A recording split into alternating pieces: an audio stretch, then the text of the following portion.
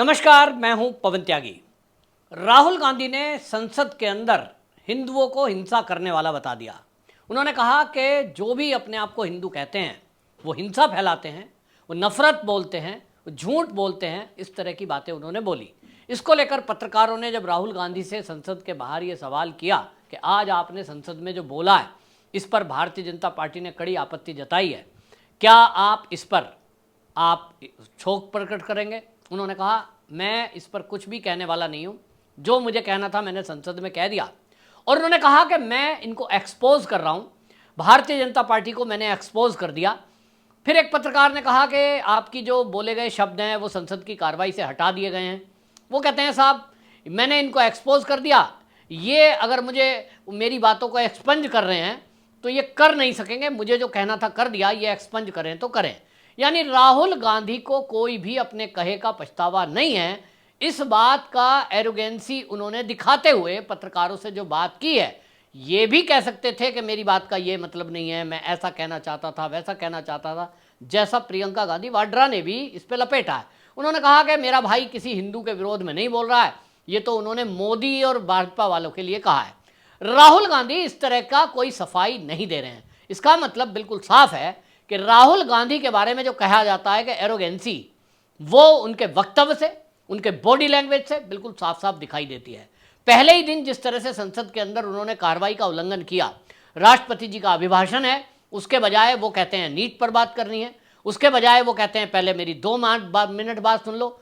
उनको परंपराओं से कोई लेना देना नहीं है, संसद के कानून से उनको कोई लेना देना नहीं है। और राहुल गांधी ने यह बता दिया कि वो सत्ता में भले ही ना हो, विपक्षी पार्टी के लीडर तो अब वही हैं, क्योंकि अब भाई बन चुके हैं। तो अपोजिशन पार्टी के नेता होने के कारण एरोगेंसी इस कदर भी है कि विपक्षी पार्टी में यानी इंडी गठबंधन के जो नेता हैं वो उन्हें भी कुछ समझते नहीं है। क्या बोल देना है, कुछ भी बोल देना है। और उनको पता है कि हिंदुओं को मैं कुछ भी बोल दूं तो कहने को भारत में 100 करोड़ हिंदू हैं, लेकिन हिंदू हैं कहां? आज आप देखिए कि जिस तरह से राहुल गांधी ने सरेआम हिंदू को दंगा कराने वाला बता दिया। हिंदू जो अपने आप को हिंदू कहते हैं वो हिंसा फैलाते हैं, झूठ और नफरत फैलाते हैं, ये बोल दिया। किसी भी आम समाज में, किसी भी संत समाज में, एक आध अवधेशानंद जी की बात मैं नहीं कर रहा हूं, उन्होंने तो इस पर आपत्ति जताई है। हमारे देश में करोड़ों तो साधु संत हैं, पंडित पुजारी हैं, हिंदू संगठन है, लेकिन विश्व हिंदू परिषद के अलावा जो कि संघ का अनुसांगिक संगठन है, सबके मुंह सिले हुए हैं। और उसका कारण है कि हमारे देश में हिंदू तो है कहां? 100 करोड़ हिंदू। कोई कहता है, कौन कहता है इस शब्द को? राष्ट्रीय स्वयंसेवक संघ, विश्व हिंदू परिषद, भारतीय जनता पार्टी, उससे जुड़े हुए संगठन।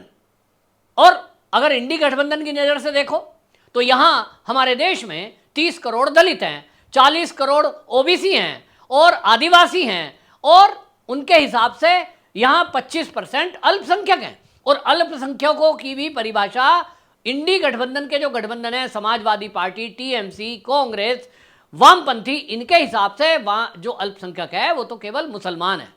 ना यहाँ सिख अल्पसंख्यक है, ना यहाँ जैन अल्पसंख्यक है, जो कि बाबा साहब भीमराव अंबेडकर जी का संविधान है, उसकी कॉपियों को ऐसे दिखा रहे थे भाई उसमें अल्पसंख्यक किसके बारे में लिखा है। लेकिन कांग्रेसियों को पता है कि अल्पसंख्यक का मतलब एक कम्युनिटी को जोड़ो और इस देश पर राज करो, लोगों को इसी तरह जातियों में बांटो। कहीं ना कहीं विपक्षी पार्टियां इसमें मुझे सफल होती दिखाई दे रही हैं। जैसे जातिगत गणना का मुद्दा इन्होंने उठाया था, बिहार से उठा, फिर राहुल ने बोला और आज उसका इंप्लीमेंट दिखाई दे रहा है। दलित नेता खड़ा कर दो, दलितों में दलितों वाली बात फैला दो, ओबीसी में ओबीसी वाली बात फैला दो, राजस्थान में राजस्थान जैसी कोई ऐसी चीज कर दो। और अब आप देखें एक एक करके मोदी जी ने और भारतीय जनता पार्टी के नेताओं ने, देश के गृह मंत्री ने, देश के रक्षा मंत्री ने कुछ भी राहुल गांधी के झूठ का खुलासा किया है। लेकिन क्या आम जनता पर इसका इफेक्ट है? उत्तर है ना। क्यों? चुनाव हो गए।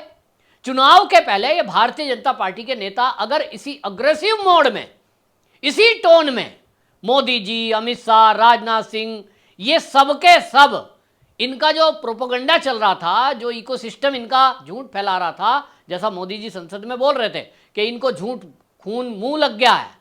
अब भैया झूठ खून मुंह लग गया है, मोदी जी आपको पता था तो आपके पास इतना बड़ा हमला है। सरकार बहुत बड़ी होती है, एक एक मंत्रालय को आदेश दे देते, और इतने हमारे देश में राष्ट्रभक्त यूट्यूबर हैं, इतने इन्फ्लुएंसर हैं, सबको बुलाते, लेकिन आप मन की बात, तन की बात, भजन की बात करोगे, माफ़ करना मैं ऐसे शब्द इस्तेमाल कर रहा हूँ, लेकिन आप काम की बात नहीं करोगे उन इन्फ्लुएंसरों से। मैं तो पहले भी कह रहा हूँ, भारत मंडपम की बात कर रहे हैं, इस देश के हजारों लोगों को भारत मंडपम के दर्शन करवाए गए, उसमें बड़े बड़े इन्फ्लुएंसर बुलाए गए, लेकिन उनकी मीटिंग की, चाय पानी नाश्ता, टाटा बाय बाय, फोटोशूट, बात खत्म।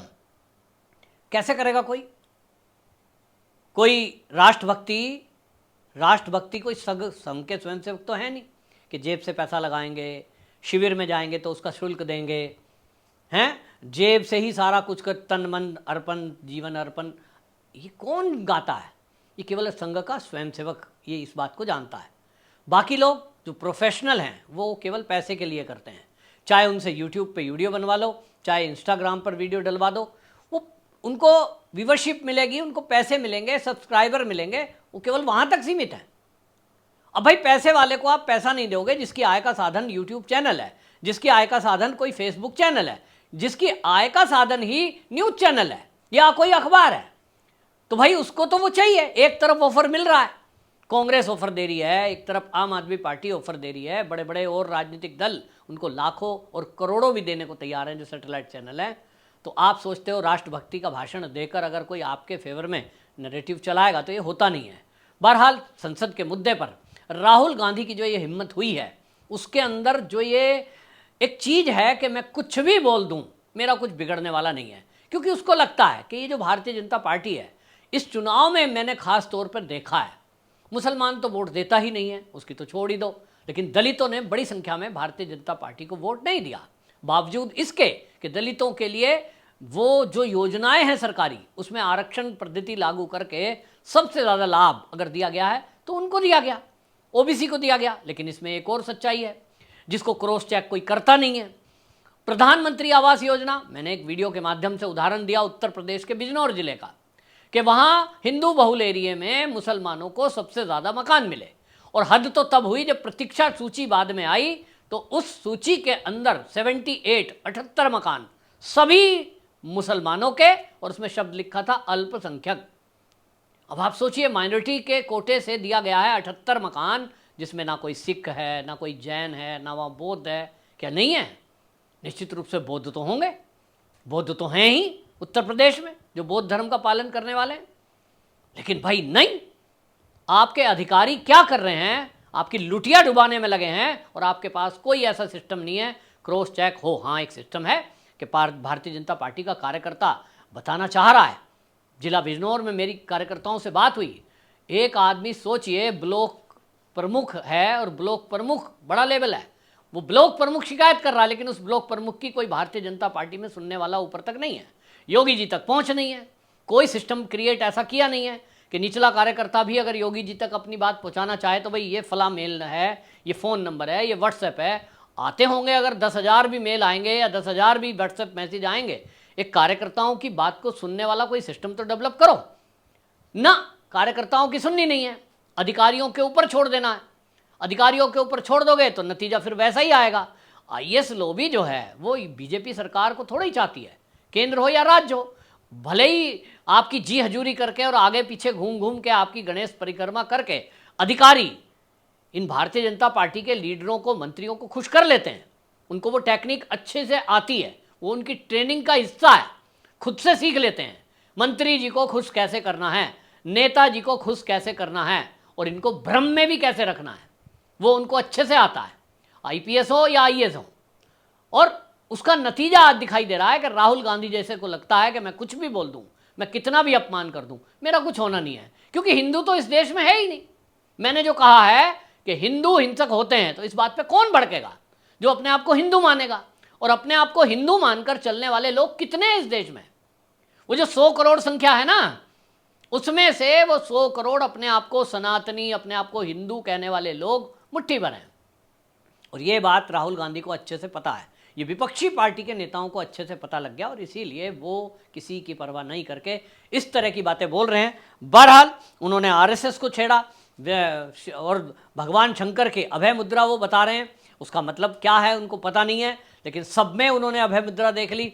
ये वही है राहुल गांधी जो भगवा आतंकवाद जैसा शब्द पी चिदम्बरम जब देश के गृह मंत्री थे तब कह रहे थे। उन्हीं के कार्यकाल में भगवा आतंकवाद, हिंदू आतंकवाद शब्द कहा गया। उसी पैटर्न पर वो अपने सीधे चल रहे हैं। और आप देखें उसी पैटर्न पर चलते चलते उनकी आज स्थिति यह है कि थोड़ी सी सीटें और आ जाती तो आज राहुल गांधी ही देश का प्रधानमंत्री होता, है ना। तो वो उस प्रयास में कहीं ना कहीं सफल होते दिखाई दे रहे हैं, तब भी जब वो हिंदुओं को खुलकर गाली दे रहे हैं, क्योंकि उन्हें पता है कि देश में हिंदू तो है ही नहीं। 10-20% हिंदू है, बाकी तो 30% दलित है, 40% ओबीसी है, 10% कोई और कम्युनिटी है और 30% इस देश में मुसलमान है। और उनको समझ में आ गया कि 30-25-30% मुसलमान, 40% जो ओबीसी है उसमें से 20% ओबीसी, जो दलित 30% है उसमें से 15 से 20% अगर दलित मिल गया तो सरकार बन जाती है। और यही फॉर्मूला इस बार लोकसभा चुनाव में फिट हुआ है। और इसीलिए राहुल गांधी के हौसले बढ़े हुए हैं। मोदी को अब यह समझना होगा और भारतीय जनता पार्टी को समझना होगा कि उसके पास जो बचे कुचे कोर वोटर है, जो अपने आप को हिंदू कहते हैं और ये कहते हैं गर्व से कहो हम हिंदू हैं, जिसका जिक्र मोदी जी भी कर रहे थे, उनकी चिंता करना शुरू करेंगे तो राहुल गांधी जैसे नेता को जवाब देने के लिए कम से कम कोई सड़कों पे उतरने वाला होगा। आज की डेट में मैंने किसी हिंदू को सड़क पर उतरते हुए राहुल गांधी के विरुद्ध नहीं देखा। इसके उल्टा अगर भारतीय जनता पार्टी का कोई लीडर, किसी और धर्म का मैं नाम नहीं लूंगा, लेकिन जिसके भी बारे में बोल जाए, आज हंगामा हो रहा होता सड़कों पे और माफी मांगनी पड़ती सार्वजनिक रूप से, और उसके बाद भी सर तन से जुदा के नारे लग रहे होते और शायद कुछ के हो भी गए होते।